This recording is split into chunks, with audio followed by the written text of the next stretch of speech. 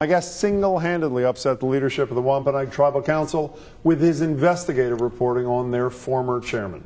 Peter Kenney is a blogger and for CapeCodToday.com. Peter, nice to meet you. Nice to meet you. How did you learn about the rape conviction that he hadn't disclosed, the lying about the military record? Where'd that all come from? Small town.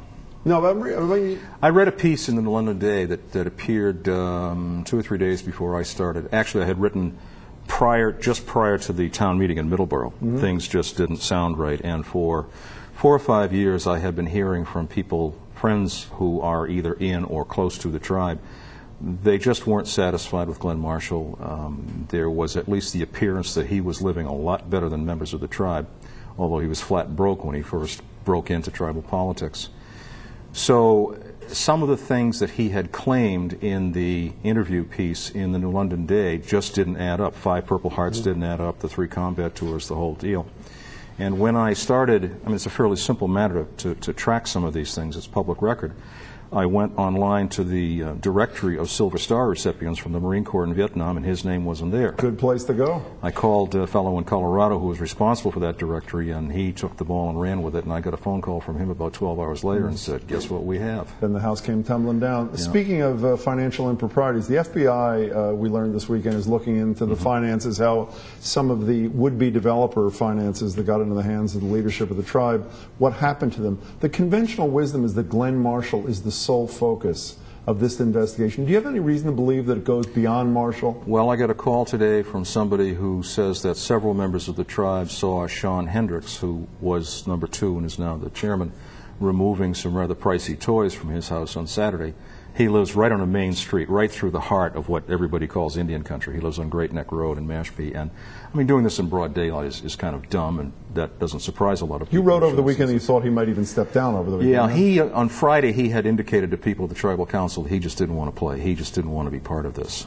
This is going to get very deep. Sean is another one of the members of the tribal council who is felt by many within the tribe to have come all of a sudden into a lot of money, living extremely well, far better than his $43,000 a year salary. So you think the FBI investigation may not stop with Marshall, is where you're going here? Well, if they look at tribal finances overall, they're going to find some interesting things involving a number of people. They're going to find money leaving the tribal council account and going into an account called the Fishermen's Fund. It's the Mashpee Fishermen's Association, of which the 3 officers are Sean Hendricks, Glenn Marshall, and Desiree Marino. And the address. Who's a council member? She's a leader. She's a member. She's the clerk, secretary. She's on the executive committee. And the address for that corporation is Glenn Marshall's house. So you think there are more shoes to drop? By the way, does anyone know where Marshall is right now? Oh, he floats in and out. Okay. Investors. We hear about the fronts. We only have a minute or so for this. Who are the people who are putting up all the dough here? Well, Herb Strather is the man who was the most visible up until June. I'm now informed by the tribe's spokesperson, Glenn Ferson from the Liberty Square Group. Scott Ferson, who is paid by the investors. This is something he told me. He's not paid by the tribe. I'm told by him that in June, the 2 South Africans with substantial interests all over the world, Woolman and Kersner, are now the major, by far the major stockholders. And it appears that Strather still has an interest. He is a minority stockholder. In fact, he's been in Boston recently trying to induce people to invest in his hotel at the casino. Peter Kenney, for the stories that are out there already that haven't hit as big time as the stories about Glenn Marshall's lying and his fabrication of records, what do you think are the huge things out there that people should be focusing on and maybe are not, or are there such things? Well, I think one thing is how much benefit will accrue to the tribe.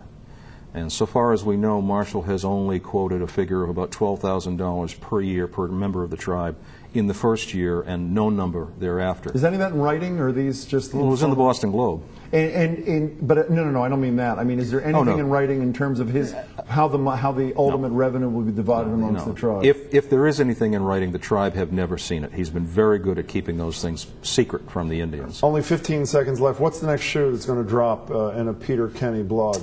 Well, there's something up tonight about a little irregularity going on at the tribal council. One employee was just fired allegedly for misusing the tribal postal privileges. She was the director of the WIA program, the Work Incentive or Work Something Act. And there's always been a question about how grant monies have been used. In fact, there aren't that many questions. People now know.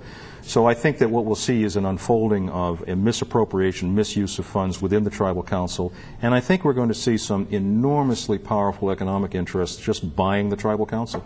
Thanks. Keep writing. We'll keep reading. Thank you. Peter Kenney coming up.